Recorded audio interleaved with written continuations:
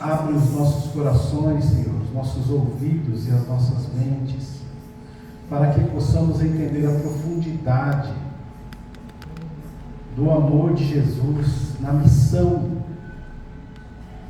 do ofício do diaconato, para que possamos olhar para os necessitados e aflitos com um olhar cristão, para que possamos nos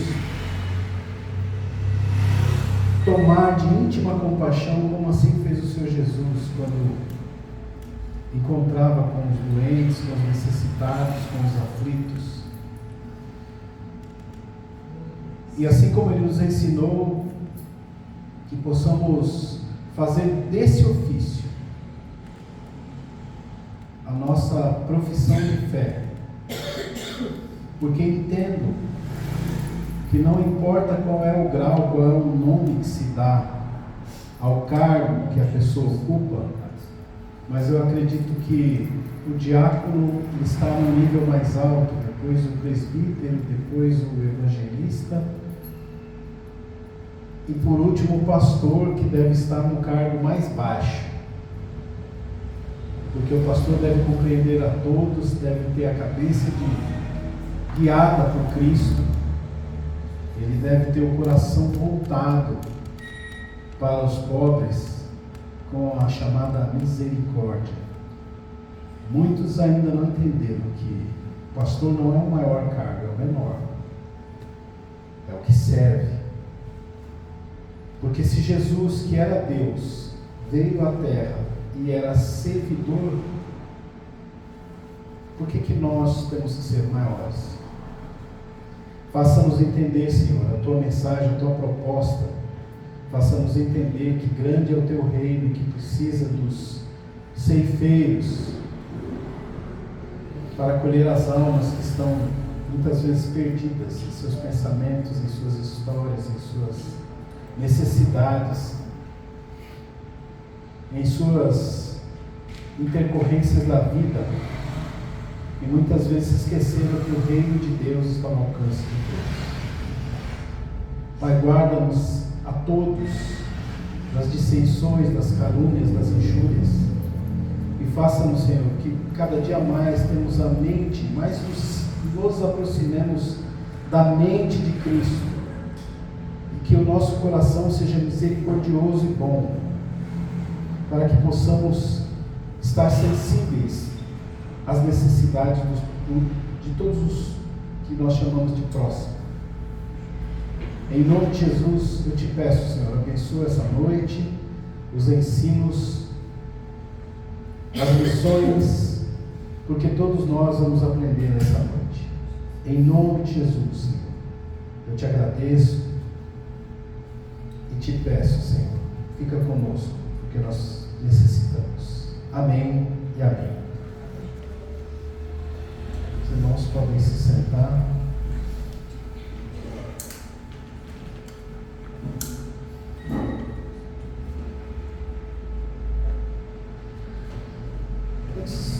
Antes eu quero dar uma palavra, antes de começar.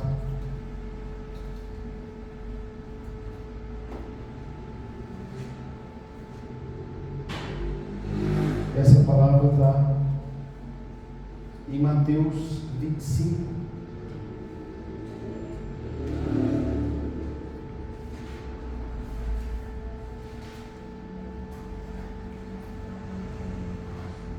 No versículo 35, esse texto vai nos dar uma base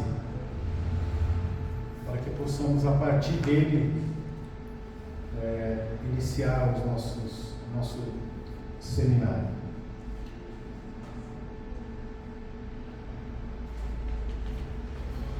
Diz assim, as Sagradas Escrituras, Mateus 25, a partir de 35. Pois tive fome e me deste de comer, tive sede e me deste de beber, fui estrangeiro e vós me acolhestes. Quando necessitei de roupas, vós me vestistes. Estive enfermo e vós me cuidastes. Estive preso e foste me visitar. Então os justos desejarão saber. Repitam comigo. Então os justos desejarão saber. Mas, Senhor, quando foi que te encontramos com fome e te demos de comer? Ou com sede e te saciamos? E quando te recebemos como estrangeiro e te hospedamos?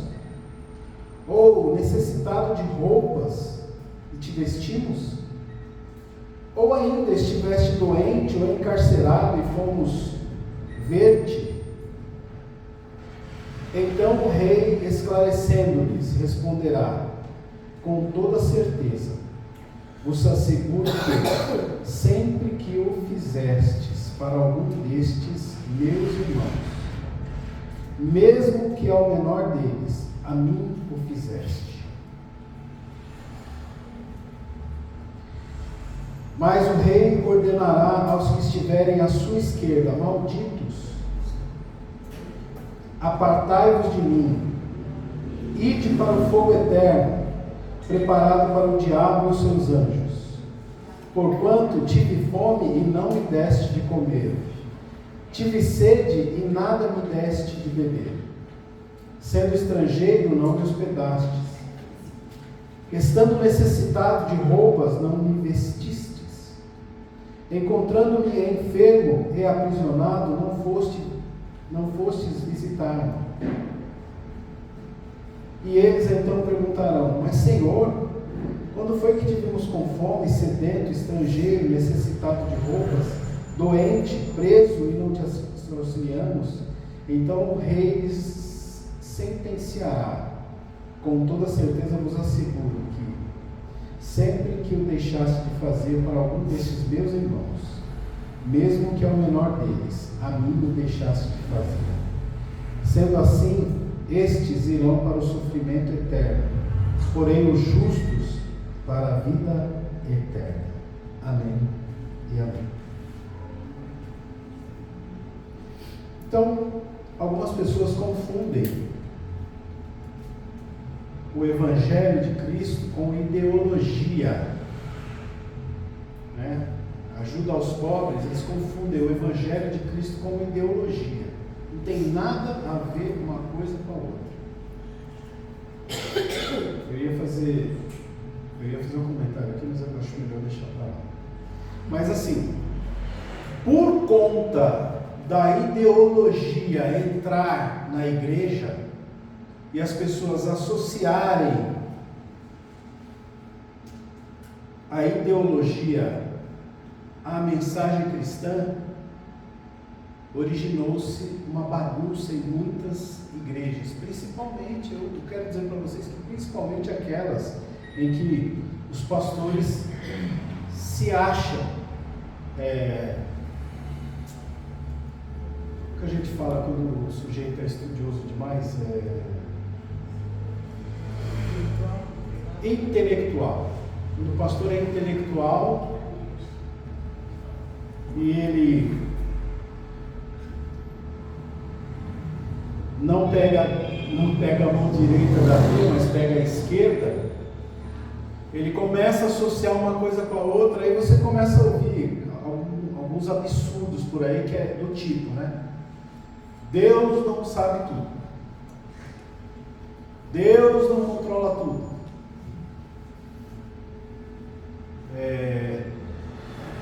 Deus, ele se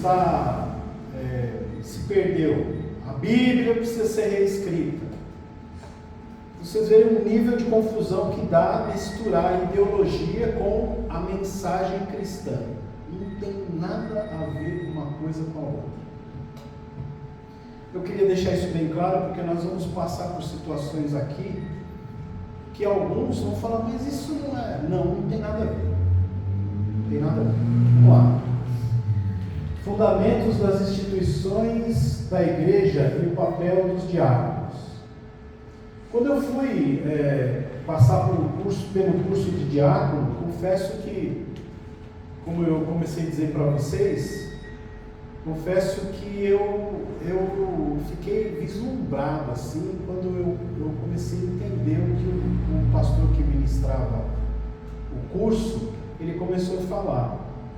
E ele foi bem enfático quando ele disse: se você veio aqui para aprender a tomar conta dos carros, servir ceia, ou cuidar das crianças, ou ficar na recepção, ser porteiro da igreja, esse aqui não é o seu lugar.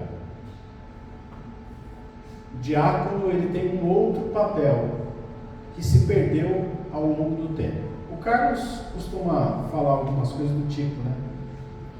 As pessoas começam a vir para a igreja e se tornam reféns dos líderes. Não é o caso dessa igreja, graças a Deus. Porque eles param de crescer, porque tem sempre uma ordem, tem sempre uma visão, tem sempre uma ideologia, um jeito de passar a mensagem, e eles querem colocar todo mundo dentro do quadradinho. Só que o fato de querer colocar as pessoas dentro do quadradinho já é anticristão, é antibíblico. Porque Jesus disse assim, e conhecereis a verdade, e a verdade vos libertará. Então, assim, quem começa a querer dar ordem, até na casa dos irmãos, está se perdendo. Nós, enquanto irmãos uns dos outros, e eu acredito que assim como todos são diáconos, todos são pastores, eu sou a favor daquela palavra que o Paulo Borges fala, a gente tem que aprender e ser como Jesus Cristo, aprende e faz, aprende e faz, aprende e faz. Porque senão nós vamos nos tornar pessoas que se reúnem uma vez por semana, ou 2 vezes por semana, ou 3 vezes por semana, para uma reunião social, e disso não sai nada, só fica nessa: festa, reunião, conversa, bate-papo, mesa, mas não explode, não cresce. A gente não se transforma em fermento que leveda a massa. Fermento, quando leveda a massa, faz crescer. E eu pedi muito para Deus para me ensinar essas coisas, porque eu falava assim, mas eu tinha que pregar o Evangelho, mas não é desse jeito. Eu falei, Senhor, me ensina como é que é. Estou aprendendo ainda, porque afinal a vida é eterna, né? Então a gente vai conhecendo a Deus e vai se aprimorando. Então vamos lá, os conceitos dos diáconos. Instituições da igreja e seu impacto. A igreja tem uma rica história de estabelecer instituições para servir a comunidade. Essas instituições incluem hospitais, creches, orfanatos e muito mais. Os diáconos desempenham um papel crucial na identificação das necessidades e na implementação do projeto. Pode passar para o próximo. Por quê? Baseado no texto que eu li para vocês, baseado no que Jesus Cristo veio nos ensinar, a gente tem que ter um coração misericordioso, ou seja, misericórdia, que muita gente fala, mas não sabe o que significa. Misere significa miséria, cordes vem do coração, ou seja, misericórdia é aquele que tem o coração voltado para os miseráveis. Aí você fala, miserável é pobre? Não, tem muito rico que miserável. Está cheio de dinheiro, é bilionário, mas vive na miséria, principalmente no espiritual. Tem vontade de se matar, tem vontade de quebrar tudo, a família vive uma lástima. Miserável. E como está escrito assim, como tive sede, não me deste de beber, tive fome, não me deste de comer, tive desamparado, não me visitaste, tive preso, e por aí vai. A instituição igreja, ela não está para alcançar uma pessoa, está para alcançar várias pessoas. E nesse intuito de alcançar várias pessoas, entra o papel do diácono. E o que o diácono faz? Serve ceia? Também. Mas pastor, serve ceia? Sim.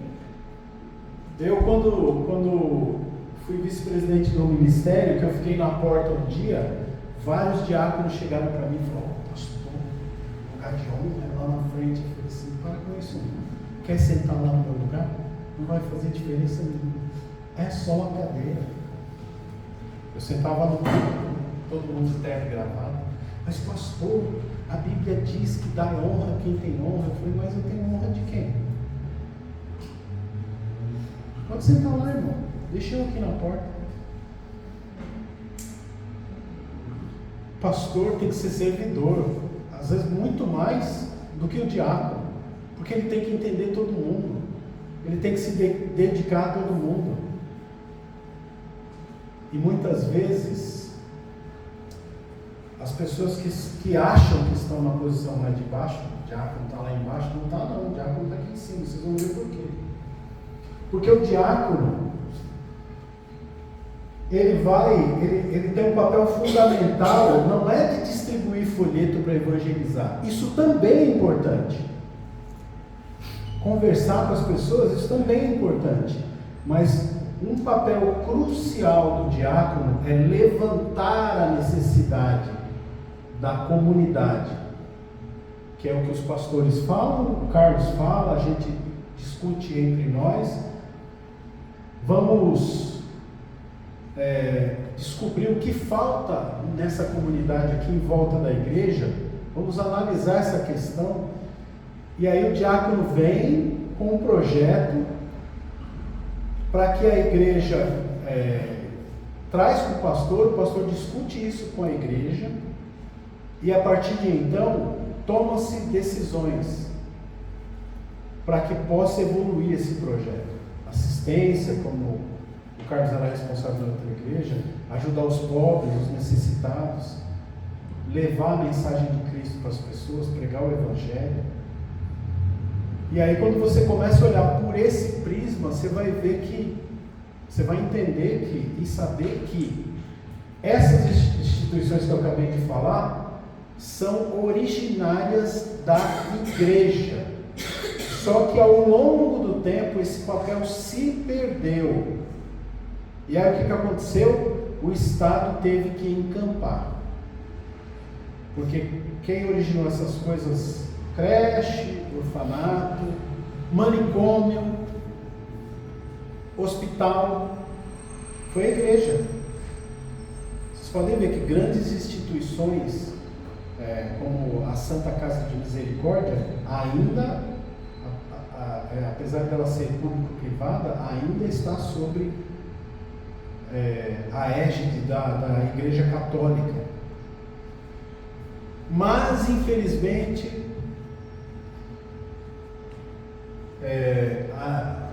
a ideologia entrou na Igreja Católica na chamada teologia da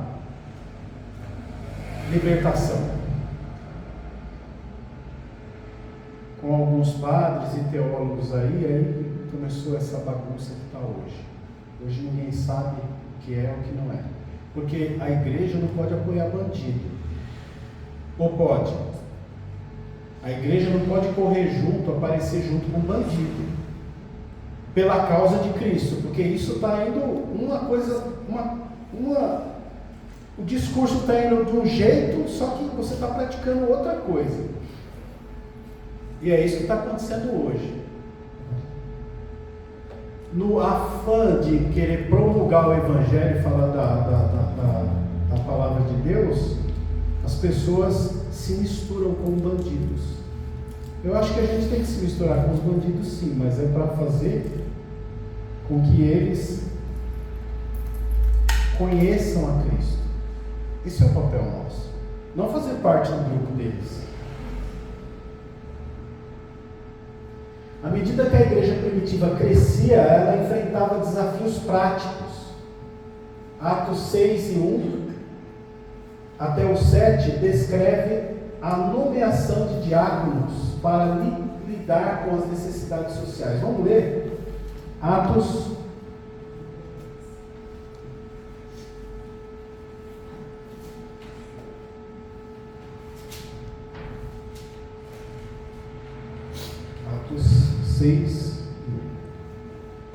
até o 7. A escolha de 7 diáconos. Ora, naqueles dias, multiplicando-se o número de discípulos, houve uma queixa entre eles. Os judeus helenistas protestaram contra os judeus de fala hebraico-aramaica, porque suas viúvas não estavam sendo atendidas na distribuição diária de alimentos. Então, os 12 reuniram todos os discípulos e propuseram: não é sensato negligenciarmos o ministério da palavra de Deus, a fim de servir às mesas. Portanto, irmãos, acolhei dentre vós 7 homens de bom testemunho, cheios do Espírito e de sabedoria, aos quais encarregamos deste ministério. Quanto a nós, nos devotaremos à oração e ao ministério da palavra. Tal proposta agradou a todos, então escolheram Estevão, homem cheio de fé e do Espírito Santo, além de Filipe, Prócoro, Nicanor, Timon, Parmenas e Nicolau, um convertido ao judaísmo, proveniente da Antioquia, e apresentaram-nos diante dos apóstolos, os quais oraram e lhes impuseram as mãos. A palavra de Deus era divulgada, de modo que se multiplicava grandemente o número dos discípulos em Jerusalém. Ora, muitos sacerdotes obedeciam à fé. Então, eles escolheram os diáconos e foram as mãos. Vocês percebem que teve um critério para escolher as pessoas do diaconato? Pessoas cheias do Espírito. O caráter não podia ser duvidoso, porque assim, sem querer julgar ninguém, mas quando a pessoa chega na igreja, você tem que ir orientando, aí chega um ponto que, vou usar o termo chulo aqui, né? Da minha época. Vocês sabem, o pastor lembra disso, pastor? Quando uma pessoa ia soltar balão, não façam isso, irmãos. Incrível. Mas quando as pessoas colocavam a tocha do balão e acendiam, o balão subia meio, titubeante. Aí o pessoal, quando chegava numa certa medida lá da tocha, que eles colocavam um breu dentro. Vocês já viram essa expressão? Quando pega no breu, já ouviram isso? Meu Deus, me sinto muito velho. Então você toca fogo na tocha e o ar quente faz com que o balão suba, só que ele sobe meio titubeante assim. Aí quando chega no breu, que ele pega fogo e começa a jogar bastante ar quente, aí ele vai embora. Então assim, a pessoa entra na igreja, é orientada, participa dos cultos, das reuniões, das orientações.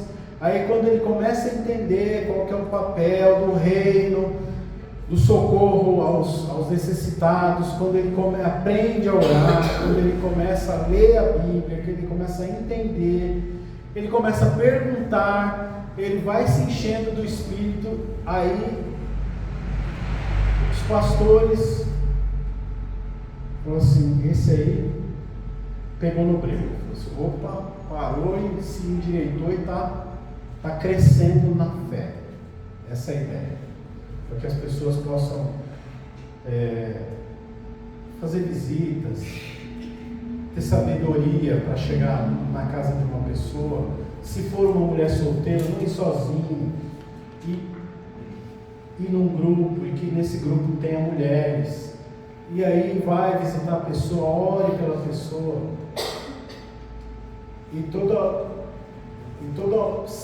todas as situações que você pode encontrar pela frente, quando você visitar uma pessoa que tem um endemoniado, drogado, como agir, como falar com essas pessoas.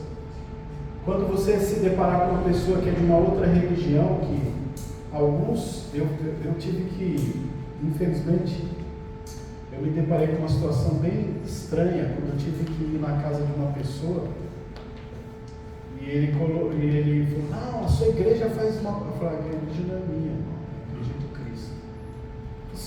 a igreja faz tanto barulho aqui. Vamos lá no meu quarto. Cheguei lá, tinha uma estátua de Iemanjá desse tamanho no quarto dele. Eu não ia pregar contra a estátua nem contra a religião do homem.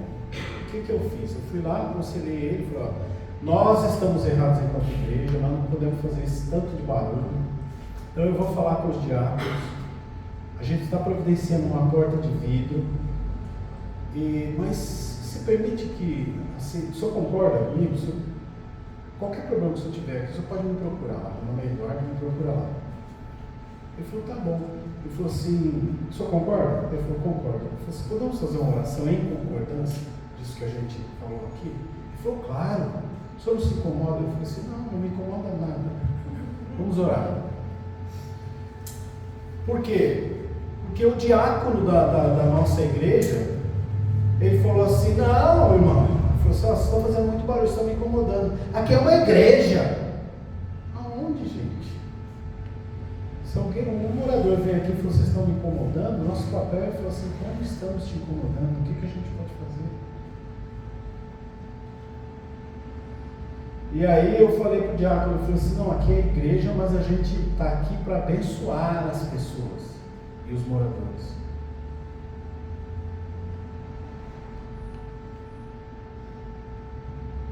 E um dos pastores do ministério, né, ele foi gerente do tráfico no Morro do Borel. Aí o sujeito de frente reclamou do som também. Ele foi falar com o sujeito. Eu falei: meu Deus, saber do pastor? Ele virou e falou assim: você sabia que eu já fui gerente do tráfico do Morro do Borel? Aí o morador falou assim: não. Ele falou assim: então, quem que o senhor quer que venha falar com o senhor aqui? O pastor ou o gerente do tráfico? Como pode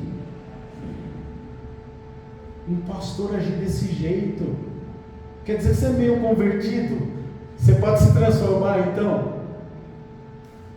Então o ofício do diaconato e até do pastorado é difícil. A gente tem que estar sempre vigilante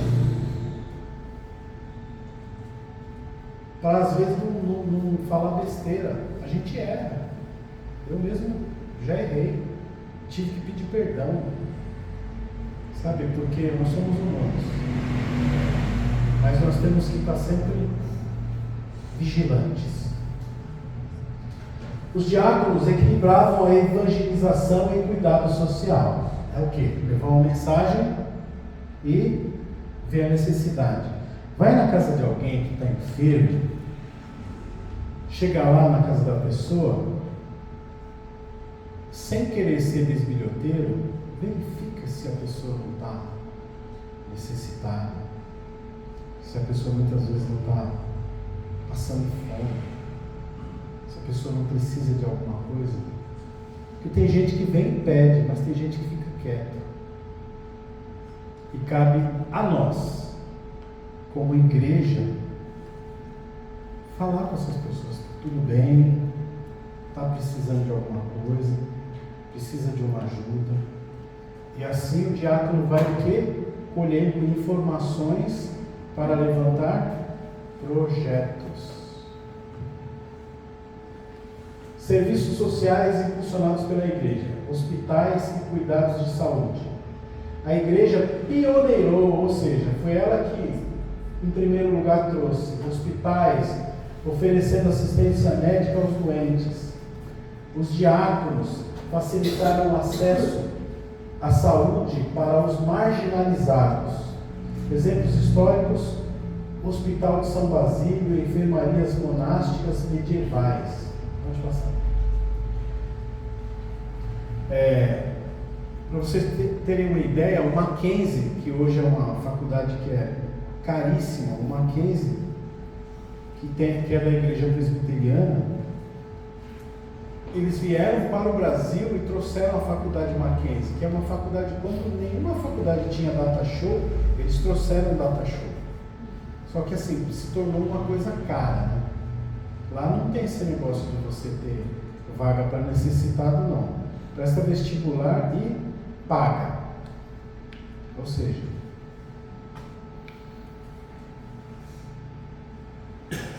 então quando as pessoas vão e sentem a necessidade naquela época, nas guerras, que tinham os doentes, a igreja sempre estava à frente para socorrer, para ajudar os necessitados, os feridos, os cansados.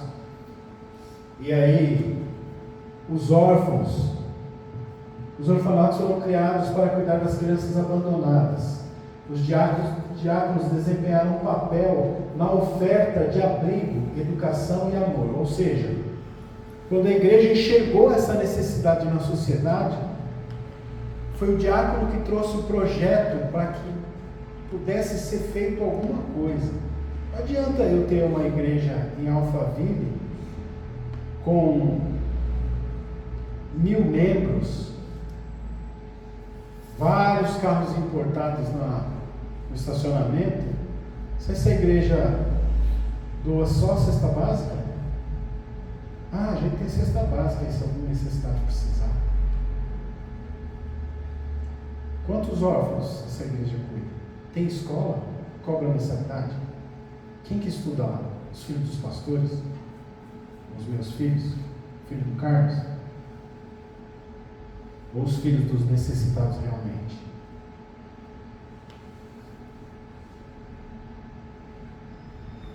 Então o Evangelho cresceu com a necessidade de trazer os fundamentos à realidade humana. Não ficar vivendo no mundo de Nárnia. E nós, muitas vezes, é lógico que o diácono tem que ter sabedoria. Você não vai pegar uma pessoa que está, sempre que você conheceu ela na rua, falou que está com fome, que está com sede, você ajuda, e a pessoa não tem onde morar, e você fala assim, não, eu tenho um quarto lá na minha casa, vamos lá dormir lá em casa. Não faça isso. Teve gente que fez isso e se arrependeu amargamente. Eu cheguei a contar um caso aí que um casal muito simples, o sujeito era ex-detento, tinha saído por aqueles dias, eles colocaram o ex-detento para dormir com uma menina de 15 anos, adolescente. O sujeito está lá na cadeia, sem ver mulher há muito tempo, achou a menina de 15 anos lá cheirando leite. Vocês já devem imaginar o que aconteceu, né? Ele, para que a menina não falasse nada, ele assassinou a menina e fugiu. Então, toma cuidado também com os barulhentos. Tem muita gente que chega na igreja, quer passar para você a imagem de crente, e aí começa exagerado demais na sua santidade. Fica de olho nessas pessoas. Muitos são originais, mas muitos são falsos. Começa a bater palma, glória, e bate palma e fala, e não sei o que, e é cheio, sabe? Quando eu vejo assim, eu falo, vamos ver até quando dura essa chama. Quando você tomar uma chacoalhada, você não vai apagar. Chacoalhada no sentido de falar assim, irmão, tem determinadas coisas que você tem que se tocar, você não pode fazer não. Se a chama dele apagar, é porque ele não está nessa, sabe? Ele não está na missão.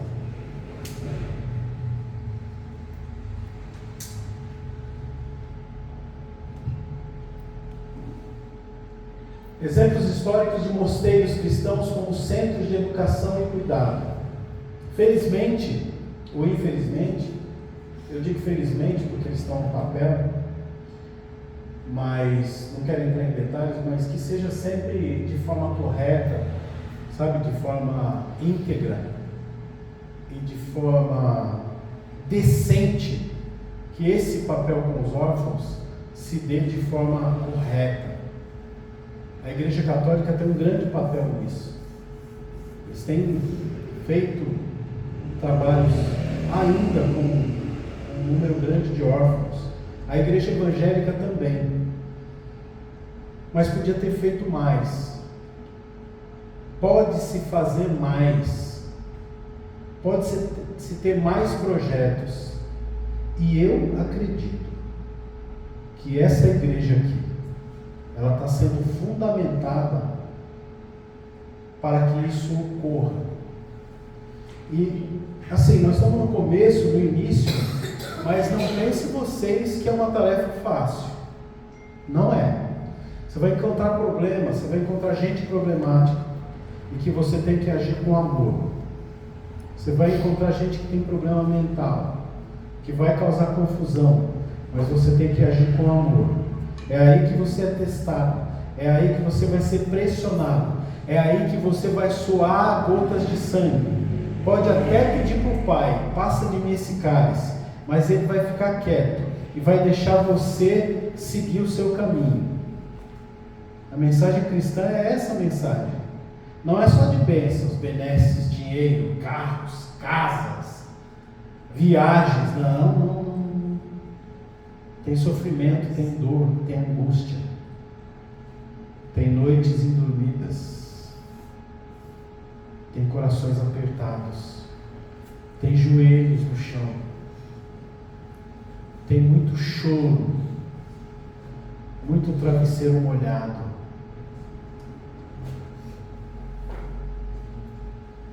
Se vocês quiserem um exemplo disso, é só ler a história de Madre Teresa de Calcutá, irmã Dulce.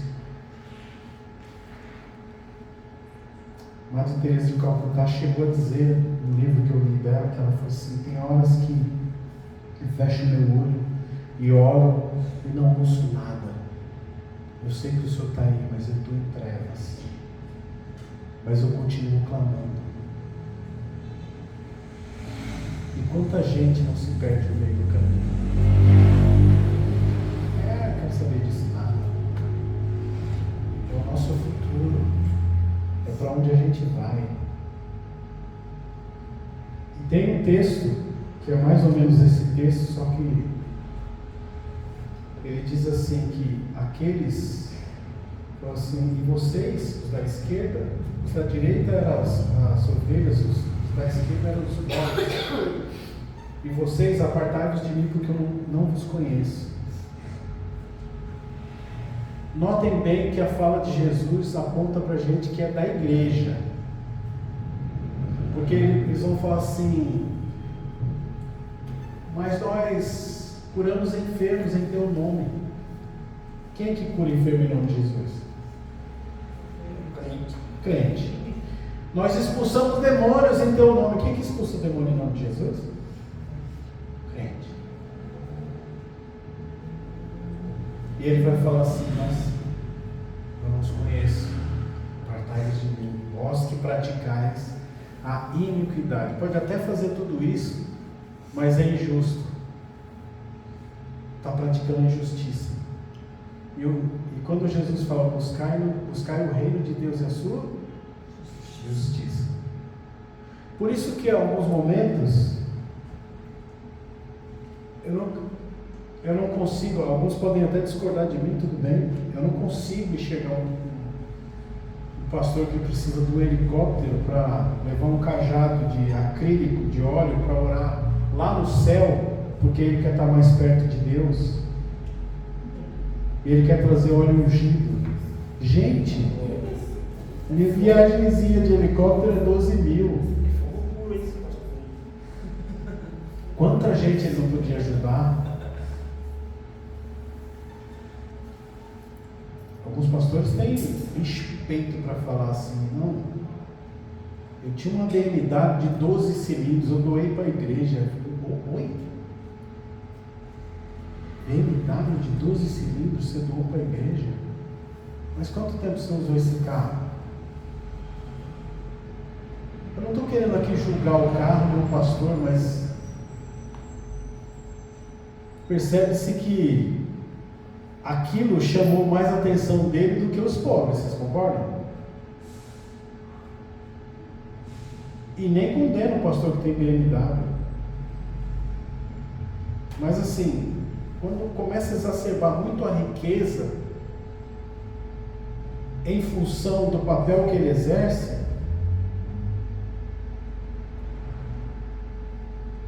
eu lembro de uma irmã que foi falar com o pastor lá da igreja, não vou citar o nome aqui porque está gravando.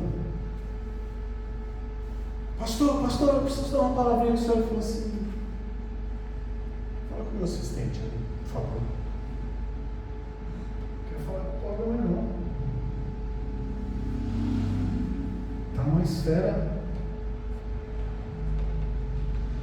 Ele está assim e Jesus está aqui olhando para ele. Assim, o que aconteceu contigo? Errou no papel, na caminhada. Errou no modus operandi, errou no sentimento.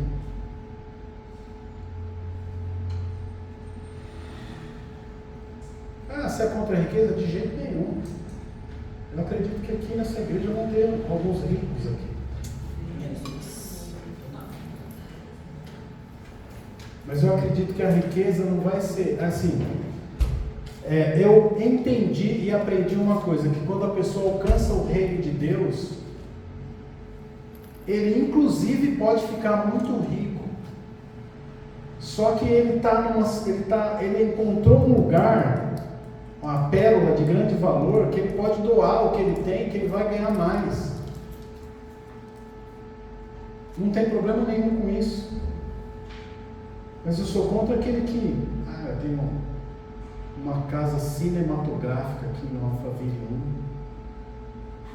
1, uma casa de 18 cômodos, com cortinas que vieram da França, pendentes que vieram do Egito.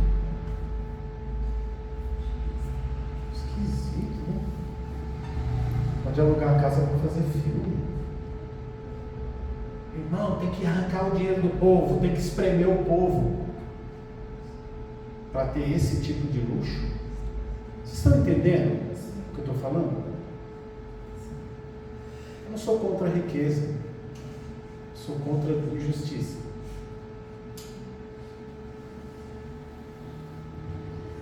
Pode passar para o próximo. Compaixão pelos doentes mentais. Esse é difícil. A igreja criou asilos para aqueles com problemas de saúde mental, que a gente chama hoje de manicômios, né? Os diáconos advogaram por tratamento humano e compaixão. Exemplos históricos: hospitais de Santa Maria do Belém, Bethlehem. Por quê? Porque o pessoal que está à margem da sociedade, quem que quer cuidar de gente que está babando e agredindo as pessoas? Quem que quer cuidar disso? Só quem tem misericórdia, só quem carrega a mensagem cristã, só quem conhece e está em busca do reino, essas pessoas. Então, isso aqui, o templo, as cadeiras e nós aqui, somos o ponto de partida para grandes projetos. Eu quero ter uma igreja grande para fazer festa. Não é isso o papel da igreja. O papel da igreja é fazer festa assim para ter comunhão, mas para trocar ideias e manifestar o reino, para que alcance outras pessoas, para que nasça no coração das pessoas a necessidade de ajudar os necessitados. E muitas vezes a gente peca, porque muitas vezes a necessitada na igreja é a pastora, que está organizando uma festa e está precisando de ajuda. Muitas vezes o necessitado é o pastor, que está precisando da nossa ajuda.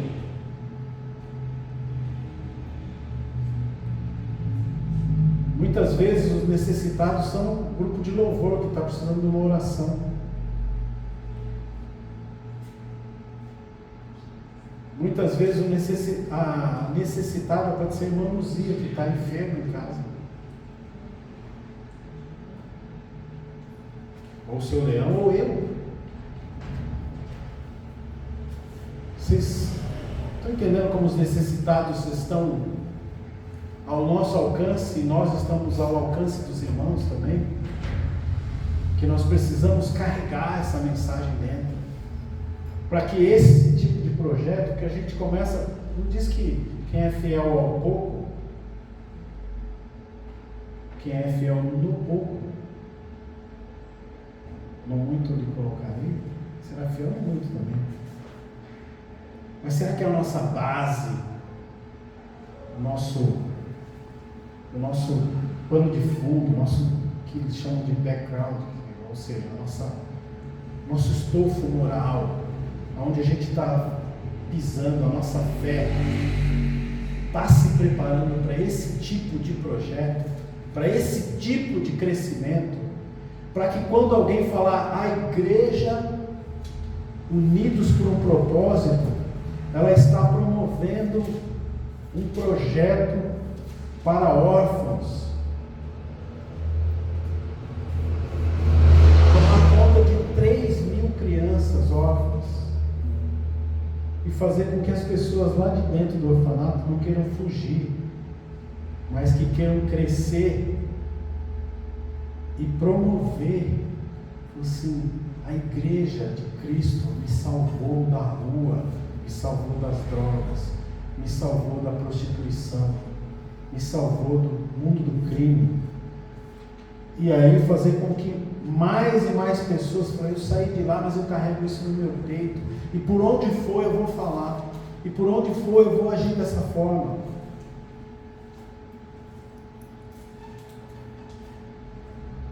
E quando a gente fala de, por isso que eu falo, diácono, quem é diácono? Ah, a Mayla que toca violão, é do louvor, é diácona? Sim. Ah, o pastor Eduardo é diácono? Sim. E a pastora Débora? É diácono? Sim. Carlos? Sim. Todos são diáconos, todos estão na missão. E quanto maior o cargo, a gente acha que é maior, quanto maior o cargo, o pastor está aqui embaixo, tem que ser o maior servidor. E aí o presbítero, o evangelista, o diácono vem, traz o projeto, discute com o pastor discute com a comunidade. Aí é legal, aí é muito legal ter uma igreja de 5.000 membros, porque você tem código, você tem dinheiro, você tem caixa para ajudar os domésticos da fé e para ajudar a comunidade a fazer projetos. Não para falar, irmãos, hoje eu estou vendo, Deus me revelou aqui, ó, uma igreja de 5.000 pessoas, 200 irmãos que vão doar 100.000 reais, porque eu preciso de um avião a jato para pregar o evangelho. Quando eu ouvi isso, alguns anos atrás, essa conversa entrou no meu ouvido atravessado. Porque se você paga um programa de televisão, por que você quer um avião? Se a televisão alcança todo mundo. Não é esquisito isso? Um avião de 20 milhões de dólares. Será que isso não vai fazer um monte de projeto? Escola, orfanato, creche. Além de promover esse projeto para a comunidade, não poderia ajudar vários irmãos da igreja que estão desempregados para trabalhar na obra, pagar um salário, porque afinal de contas nós não estamos na igreja para ser o fermento que leveda a massa, e quando a gente faz isso, impulsiona o emprego, ajuda o necessitado. Será que não é isso que Jesus quer de nós? Será que não é esse o papel? Quando você pega um papel de bala que está no chão e joga no lixo, quando você ajuda alguém que está carente, passando fome, ou quando você dirige uma escola com 200 alunos da igreja, com propósito cristão, de ordem e decência, cortando toda e qualquer manifestação de indecência, de abuso de menores e coisas outras aí que a gente vê por aí, a gente vai estar seguindo a mensagem de Cristo. Ser diácono está longe de servir ceia. Ele serve? Também serve, mas eu sirvo também se for necessário. Ou se não for necessário.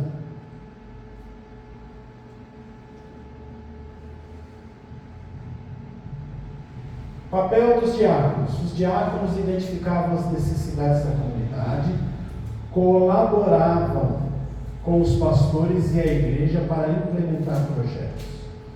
Contribuíram para o bem-estar social e espiritual da comunidade. Pode passar. Acabou? Deixa eu ver se eu não estou avançando no horário do Carlos. Então, vocês ficaram surpresos com o papel do diácono?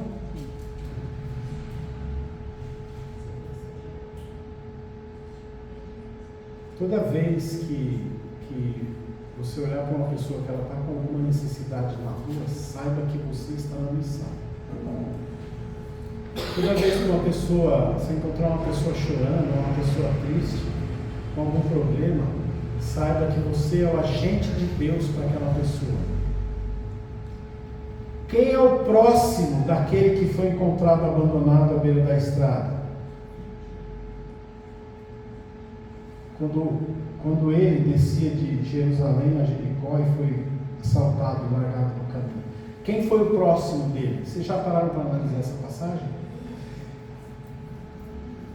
E vinha um levita. O levita era judeu. O homem que estava abandonado à beira do caminho era judeu. Mas o levita passou de lado. Eles usam muito essa expressão, né? Expressão antiga. Claro que não tem nada a ver com a minha idade. Aí o levita era judeu, aí vem o sacerdote. O sacerdote passa e vê o homem lá abandonado, lá na rua, sangrando, mundo, todo estropiado, e passa longe. Mas eis que vem um samaritano. Samaritano, todos sabem aqui porque o samaritano é expurgado, é tido como marginalizado pela sociedade judaica, todos sabem, não? A Síria invadiu a Samaria, só que o samaritano era um homem, a cultura deles eles eram pessoas da lavoura, não tinham armas. E os assírios invadiram a Samaria e mataram os homens, e tomaram as suas mulheres, e tiveram filhos com ela.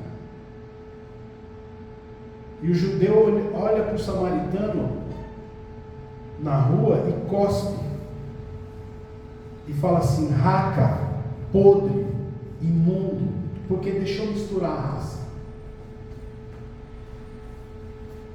Por causa disso, a mulher samaritana foi tratada daquele jeito por Jesus, porque ela ia no poço a hora que não tinha ninguém. Quem assistiu The Chosen viu que quando ela passava na feira, eu não estou aqui para atender gente do seu tipo. Então eles eram marginalizados, e Jesus, ele usa essa passagem do homem que foi abandonado e assaltado no caminho, e o último que passa é o samaritano. O samaritano, porém, olha só, o sujeito que estava abandonado era judeu, caído, machucado, assaltado, era judeu. O samaritano, que era tratado como raca, podre, imundo, se tomou de íntima compaixão, tratou dele no local, levou até uma hospedaria e disse assim: cuida-o bem. Se ele gastar mais do que deixo por depósito, quando eu voltar, eu pagarei. Quem foi o próximo daquele que estava caído na rua? O samaritano. E esse samaritano, se você prestar atenção na passagem, você vai ver que o bom samaritano é Jesus. Ele veio para os seus vão aceitar. Quantas vezes nós temos a oportunidade de ser samaritano? Uma pessoa que a gente não gosta, uma pessoa que humilhou a gente. como uma pessoa que nos maltrata às vezes, como uma pessoa que é indiferente conosco. Nós temos a oportunidade de ser samaritano. Nós temos a oportunidade de ser agente de Cristo com aquela pessoa. E nós não somos. Vocês conseguem perceber a universalidade, ou seja, um único verso, a universalidade da mensagem cristã, da mensagem que nos conduz ao reino? Se a gente for com essa cabeça, com esse coração, com esse pensamento, com esse sentimento, nós vamos adentrar os portões celestiais e vamos encontrar muitos irmãos. Caso contrário, pode ser que a gente não chegue lá. Amém? Vamos dar um breakzinho, depois o Carlos assume. Vamos fazer uma oração? Pai,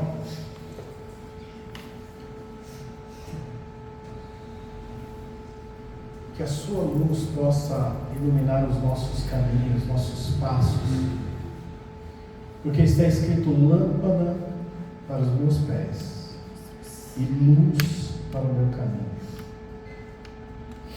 Que possa iluminar, Senhor, muitas vezes o meu egoísmo, um sentimento de treva, que possa iluminar, Senhor, e exacerbar a minha solidariedade para com o próximo, que possa fazer com que as minhas ações apontem para a misericórdia, que possa fazer, Senhor, que eu possa no meu coração transbordar o perdão, orar pelo meu inimigo, orar por quem me persegue, amar o meu próximo e fazer resplandecer a sua luz sobre a minha vida e sobre a vida do meu próximo, e que eu possa, Senhor, acrescentar brasas à cabeça das pessoas que não nos entendem, e que nós possamos abençoá-las e dar bom testemunho da sua palavra. Em nome de Jesus, eu te agradeço, Senhor.